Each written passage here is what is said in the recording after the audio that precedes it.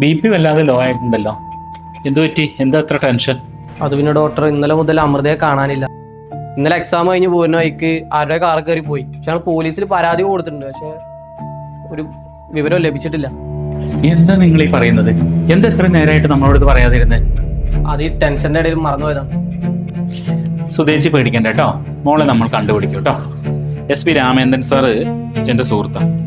അദ്ദേഹത്തെ വിളിച്ചിട്ട് ഞാൻ പെട്ടെന്ന് അന്വേഷണമൊക്കെ ഒന്ന് സ്പീഡാക്കാൻ പറയാം കേട്ടോ. ഹലോ സാറേ, എനിക്കൊരു സഹായം വേണമായിരുന്നു. നമ്മുടെ ഹോസ്പിറ്റലിൽ വരുന്ന ഒരു പെൺകുട്ടി മിസ്സിങ്ങാ. ഒരു പാവപ്പെട്ട കുടുംബമാണ്. സാറൊന്ന് പേഴ്സണലായിട്ട് ഇടപെട്ടാൽ നന്നായിരുന്നു.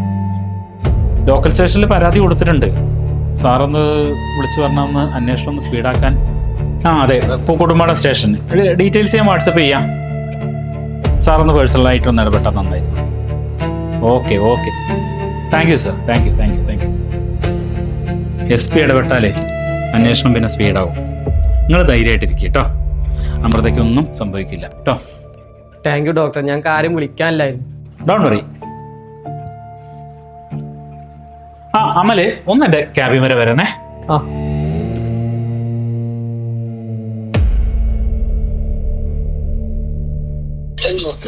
വിലക്കുറവിന്റെ മഹാത്ഭുതവും ഷോപ്പിംഗ്. ഇവിടെ കുറച്ച്. ഹലോ ഗൈസ്, ഞാൻ CID അർജുൻ. CID എനിക്ക് ശാരീരിക അസ്വസ്ഥതയുള്ളതിന് എനിക്ക് അസിസ്റ്റന്റിനെ. അമ്മ, അർജുൻ പോസ്റ്റ് ഒക്കെ ഇട്ടുണ്ടല്ലോ പുതിയ അസിസ്റ്റന്റിന് വേണ്ടിട്ട്. യോഗ്യത, ധൈര്യം, നല്ല ബുദ്ധി, പിന്നെ ഞാൻ പറയുന്നതെല്ലാം അനുസരിക്കണം. ശമ്പളം കേസ് തെളിയിക്കുന്നതിന് 40%. താല്പര്യമുള്ളവർ താഴെ കാണുന്ന ഡിസ്ക്രിപ്ഷനിൽ കൊടുത്തിരിക്കുന്ന നമ്പറിൽ വിളിക്കുക. അപ്പോൾ ജയ് ഹിന്ദ്.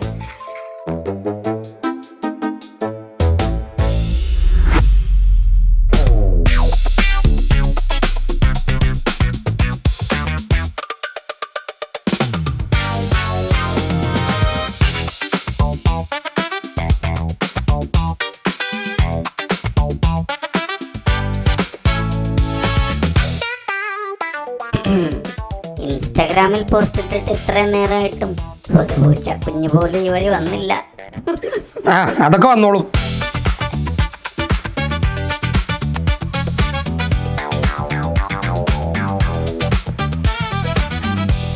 എന്താണ്, ആരും വന്നില്ലേ? ആര് വരാൻ, അവസാനം ഈ CID എനിക്ക് തന്നെ ഇറങ്ങേണ്ടി വരും.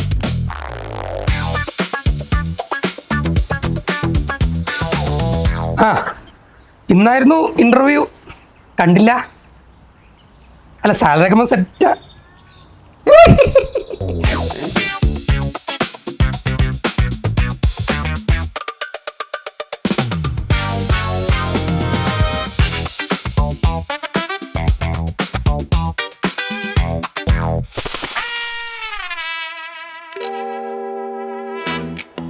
Sir, good morning sir.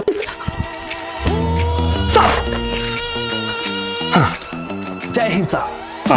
നല്ല ചുരുക്കം സാർ, വരുന്ന വഴിയിൽ പെട്രോള് കഴിഞ്ഞാൽ കുടി ലേറ്റ് ആയത്, സോറി. ഇരിക്കേ. എന്തായിരുന്നു പേര്? PK പ്രത്യുഷ്. നല്ല പേര്. Thank you sir. Police constable ആവാൻ വേണ്ടി ജനിച്ചതാണ് സാർ. 4 തവണ ഞാൻ PSC എഴുതി. ആദ്യത്തെ തവണ 2 മാർക്കിന് പൊട്ടി. രണ്ടാമത്തെ തവണ ഫിസിക്കലിൽ ഓട്ടം തെറ്റി.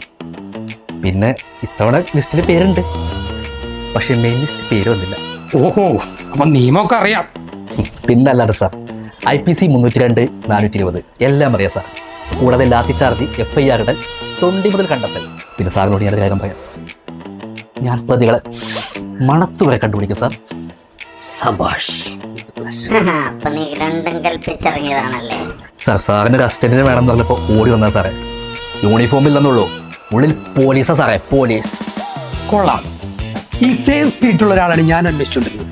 പിന്നെ അറിയാലോ, ഈ സെയിം കേസ് പോലീസും അന്വേഷിക്കുന്നുണ്ട്. അവർക്ക് മുന്നേ നമുക്ക് തെളിയിക്കണം. കുറച്ച് റിസ്ക് ആണ്. റിസ്ക് എടുക്കാൻ മടിയുണ്ടായിരുന്നെങ്കിൽ ഞാൻ ഈ പോലീസ് യൂണിഫോം സ്വപ്നം കണ്ട് നടക്കില്ലായിരുന്നല്ലോ സാറേ. സാർ ഉത്തരവിട്ടാൽ മതി, എന്തിനും ഏതിനും പ്രത്യുഷ് റെഡിയാണ്. എങ്കിൽ യു ആർ സെലക്ടഡ്. ഇന്നു മുതൽ നീ ആണെന്റെ ജൂനിയർ CID. നിനക്ക് ഞാൻ കോട്ടന്റ് ഏജന്റ് P. പ്രത്യുഷ് ഡിജിറ്റൽ നിഴലുകൾ.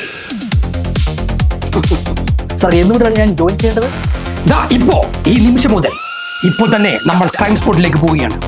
Ready sir.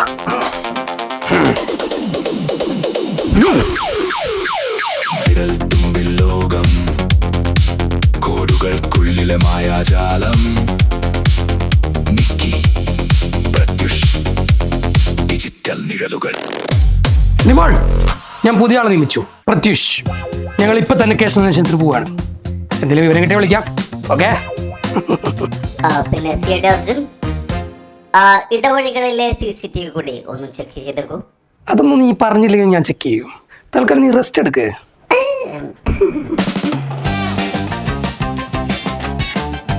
സാർ നമുക്ക് ഈ കോസ്റ്റ്യൂം ഒന്ന് മാറ്റി പിടിച്ചാലോ?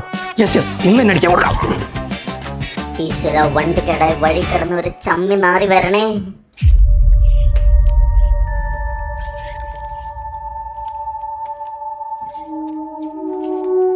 ഒന്നും എഴുതാത്ത പേപ്പർ. ഇതെന്തിനായിരിക്കും ആ പ്രാവിന്റെ കാലിൽ കെട്ടിയിട്ടത്?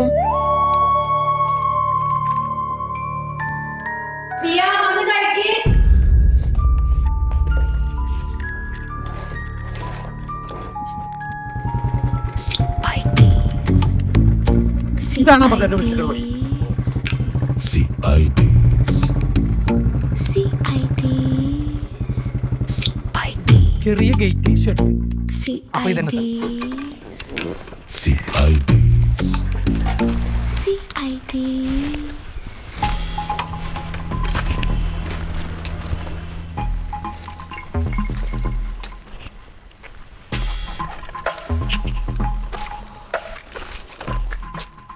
സാർ.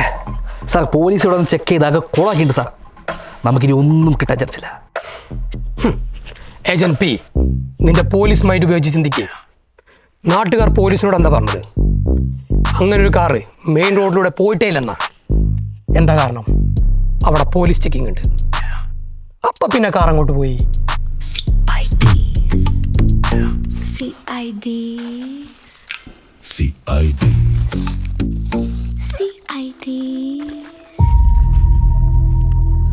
ഡേറ്റ് കഴിയാത്താണല്ലോ സാർ. ഇതവിടെ ജീപ്പിന്റെ ടാപ്പാട് കേട്ടോ. ദിശ വെച്ച് നോക്കുമ്പോൾ വണ്ടി ആ ഭാഗത്തേക്ക് പോകാനാണ് ചാൻസ്. അതെ, ഇതാ പാട്ടകരിമ്പ് തോട്ടത്തിലേക്കുള്ള വഴിയല്ലേ, ആ കാടിനടുത്തുള്ള? പക്ഷെ സാർ ഇത് അവിടെ അവസാനിക്കുന്നില്ലല്ലോ.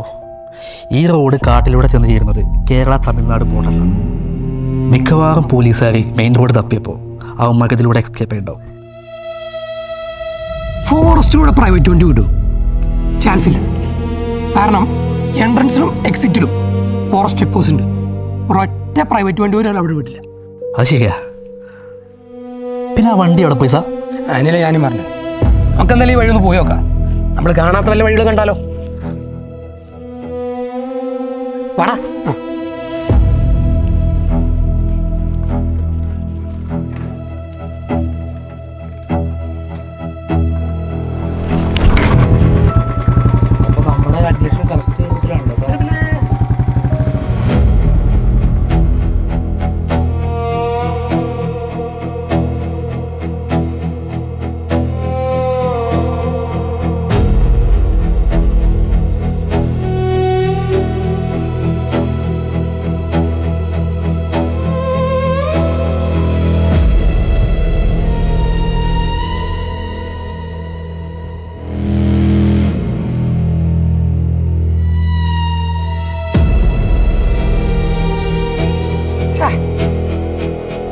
ഇവിടെ ഇങ്ങനെ പോകണ്ടായിരുന്നു.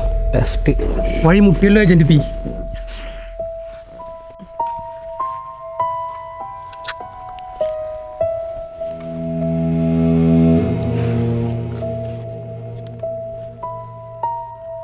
സാർ, ടയർപ്പാട് നേരെ പോയത് വെള്ളത്തിലൂടെയാണ്. വെള്ളം കുറവായതുകൊണ്ട് അവർ ഡ്രൈവ് ചെയ്താക്കിയ പോയിട്ടുണ്ടാവും. നമുക്കൊന്ന് പോയി നോക്കിയാലോ? തീർച്ചയായും ഏജന്റ് പി. വാ.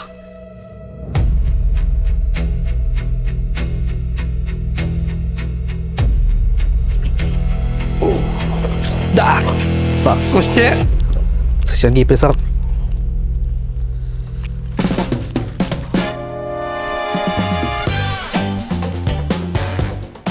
സാർ ഇത് എവിടെ ഒരു ടയർപ്പാട്? പക്ഷെ ഇതൊരു ലോറിയുടെ അന്ന് ജീപ്പ് പുഴ വന്നപ്പോൾ ലോറിയായ പ്രതീക്ഷ നിന്റെ ടയറിന്റെ റീഡിങ് എവിടെയോ പാളിയിട്ടുണ്ട്. അല്ല സാറ്, ഈ പാട് തുടങ്ങുന്നതന്നെ ഇവിടെ നിന്നാണ്. എൻ്റെ സംശയം അക്കരെ വരെ അമൃതയെ ജീപ്പിലെത്തിച്ചിട്ട് ഇക്കരയിൽ നിന്ന് ലോറിയിൽ കയറ്റി പോയതാണെങ്കിലോ? അങ്ങനെയാണ് കാർ തിരിച്ചു പോയ പാട് അപ്പുറത്ത് കാണണ്ടേ? എന്തായാലും നമുക്ക് ഈ ടയർപ്പാട് ഫോളോ ചെയ്തിട്ട് പോവാം. അവിടെ എന്തെങ്കിലും തുമ്പ് കാണാതിരിക്കില്ല.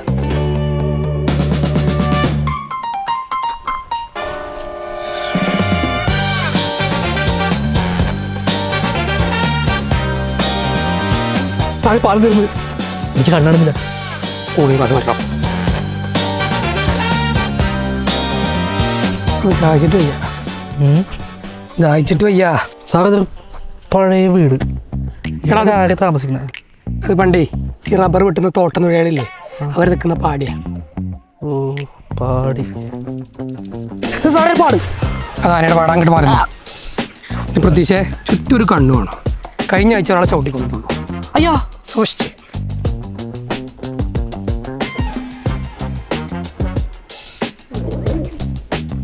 ഇപ്പൊ എങ്ങനെയുണ്ട്? ഇവിടെ ഒന്നും ആരുമില്ല. എവിടെ നിന്റെ ലോറിയും ജീപ്പും? വെറുതെ മനുഷ്യന്റെ സമയം കളയാനായിട്ട് അവിടെ പോവാ. സാർ ഒരു മിനിറ്റ്.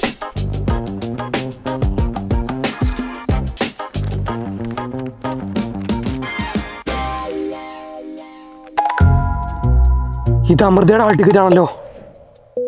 അപ്പൊ നിന്റെ നിഗമനം തെറ്റിയിട്ടില്ല പ്രതീക്ഷ. ജീപ്പ് പുഴയുടെ അക്കരെ വന്നിട്ടുണ്ട്. Correct sir. പക്ഷെ ജീപ്പ് തിരിച്ച് പോയിട്ടുമില്ല, ഇക്കരെ വന്ന ലോറി കാണാനുമില്ല. അപ്പൊ ഈ രണ്ട് വണ്ടികൾ എവിടെയാന്ന് അറിഞ്ഞ അമൃത എവിടെയാന്ന് അറിയാൻ പറ്റും. പ്രത്യൂഷ്, ഇത് സാധാരണ ഒരു കിഡ്നാപ്പിംഗ് അല്ല. ഇതിന്റെ പുറകിൽ എന്തോ ഒരു പ്ലാനിങ് ഉണ്ട്.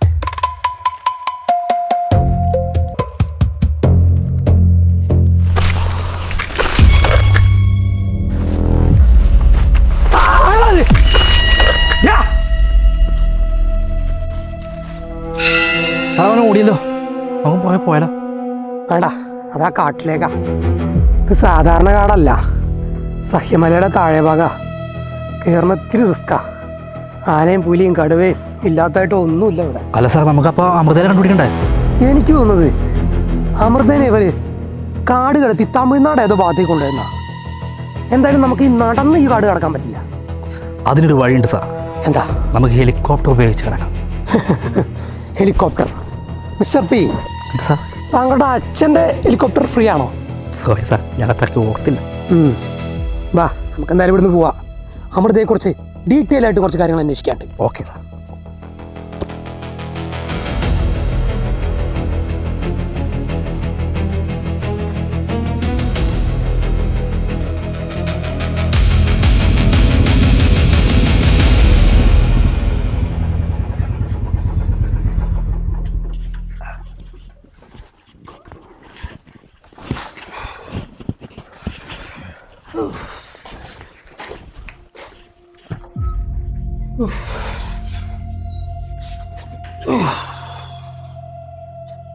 സാറേ, എന്നാൽ ഞാൻ വീട്ടിൽ പോയിക്കൂടെ?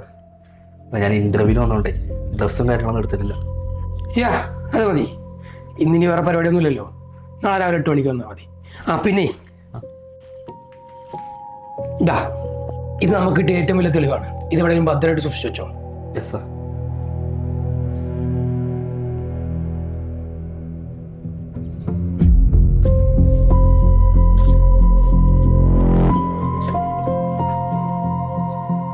അപ്പോൾ ശരി സാർ.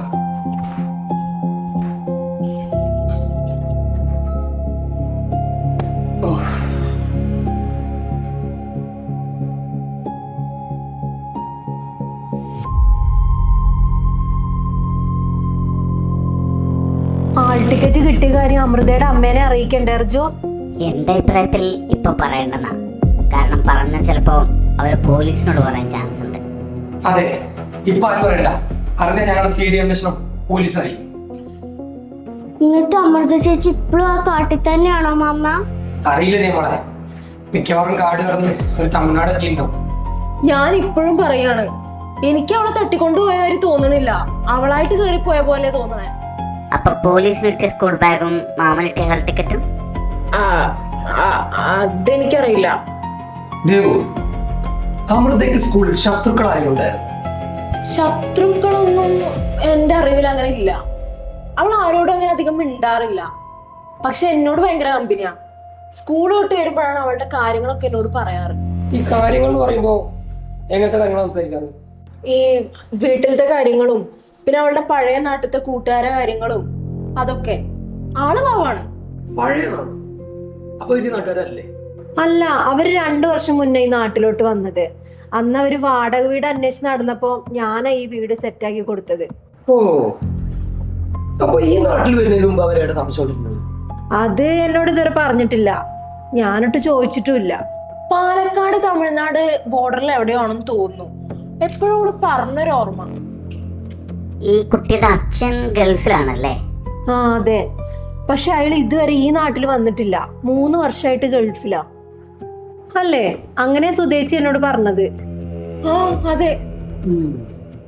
അവരുടെ മോൻ എന്താ ചെയ്യുന്നത്? ആര്? അമലേട്ടനോ?